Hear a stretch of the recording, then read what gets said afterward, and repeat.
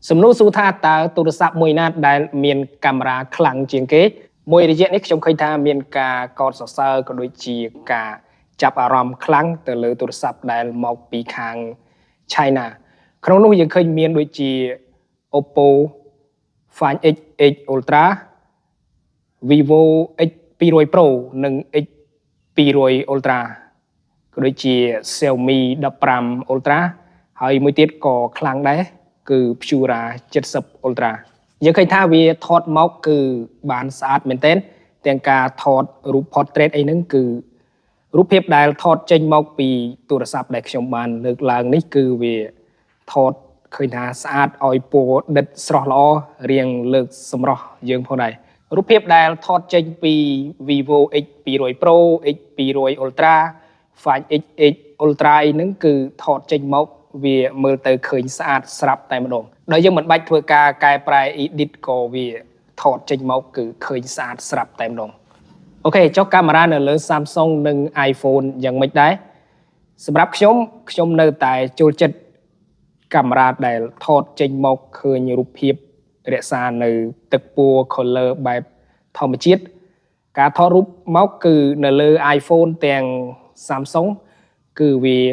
មិនសូវជាខុសគ្នាប៉ុន្មានទេពី color ដែលយើងមើលឃើញផ្ទាល់នៅខាងក្រៅ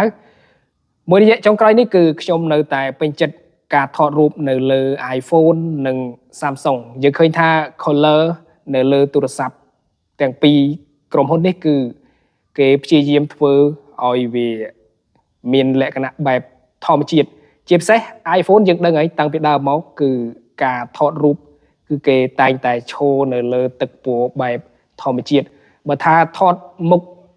មុខយើងយ៉ាងម៉េចគឺចេញមកគឺឃើញស៊ីនទាំងអស់តែម្ដងនៅលើ iPhone ហើយ Samsung ក៏ដូចគ្នាដែរប៉ុន្មានឆ្នាំចុងក្រោយនេះរូបភាពដែលថតចេញមកគឺទឹកពណ៌បែបធម្មជាតិ color អីហ្នឹងក៏ធម្មជាតិ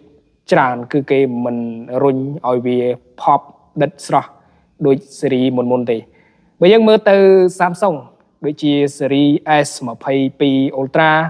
S21 Ultra នឹងឲ្យចុះក្រោមយើងឃើញថាការថតរូបនៅលើទូរស័ព្ទស៊េរីមុនរបស់ Samsung គឺរូបថតដែលថតចេញមកគឺវាលើកសម្រស់យើងលើកសម្រស់វាមិនសូវជាធម្មជាតិដូចចាប់ពី23 Ultra ឡើងមកគឺរូបភាពចេញពីកាមេរ៉ារបស់ Samsung យើងឃើញថាវាភាគច្រើនគឺគេរុញទៅធម្មជាតិបែបធម្មជាតិពិតមិនសូវជាលើកសម្រស់ដូចស៊េរី22 Ultra ចុះក្រោមទេអូខេអញ្ចឹងសម្រាប់អ្នកដែលចូលចិត្តថតរូបដែលថតចេញមកឃើញថាស្អាតមិនបាច់ edit អីច្រើនឬក៏ថតមកស្អាតមិនបាច់កែប្រែយើងអាចនឹងចូលចិត្តទៅខាង Oppo Vivo ហើយ Xiaomi ដូចជា Pura អីចឹងទៅដែលមកពីខាង China អូខេអញ្ចឹងសម្រាប់អ្នកដែលគាត់ចូលចិត្តថតរូបដែលរក្សានៅទឹកពណ៌ធម្មជាតិច្រើនគឺមិនខុសទេជាមួយនឹង Samsung និង iPhone សរុបមកទាំង Oppo Vivo Xiaomi Pura 70 Ultra ក៏ដូចជាខាង Samsung iPhone អីហ្នឹងគឺទាំងអស់នេះគឺសុទ្ធតែមានសមត្ថភាពកាមេរ៉ាខ្លាំងដូចគ្នាហើយវាមានលក្ខណៈពិសេសរៀងខ្លួនផងដែរអូខេចំពោះខ្ញុំនៅតែចូលចិត្តការថតរូបដែលថតចេញមកបែបធម្មជាតិទាំងការថតវីដេអូនិងរូបសន្លឹកអីហ្នឹងគឺខ្ញុំនៅតែចូលចិត្តនៅលើ Samsung និង iPhone ដោយសារតែទាំងពីរនេះគឺខ្ញុំពេញចិត្តទៅលើទឹកពណ៌ធម្មជាតិទាំងការថតរូបនិងថតវីដេអូអញ្ចឹងការស្រឡាញ់ការចូលចិត្តគឺវាទៅតាមរៀងខ្លួនបើសិនជាយើងស្រឡាញ់ការថតរូបចេញមកទឹកពណ៌ដែលបែប pop បែបស្អាតលើកសម្រស់ហ្នឹងគឺអាចជ្រើសរើសជាមួយនឹងOppo Vivo ក៏ដូចជា Xiaomi Pura 70 Ultra អីហ្នឹងជាពិសេស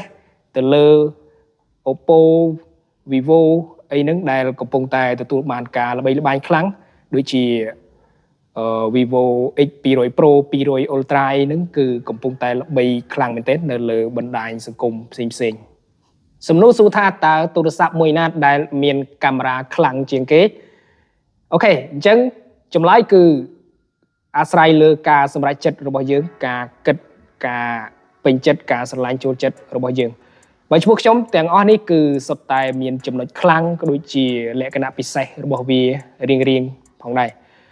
អូខេអញ្ចឹងវីដេអូនេះគឺខ្ញុំមានតែប៉ុណ្្នឹងទេអ្នកទាំងអស់គ្នាអាចសរសេរ comment នៅខាងក្រោមហើយយើងនឹងជួបគ្នានៅវីដេអូបន្ត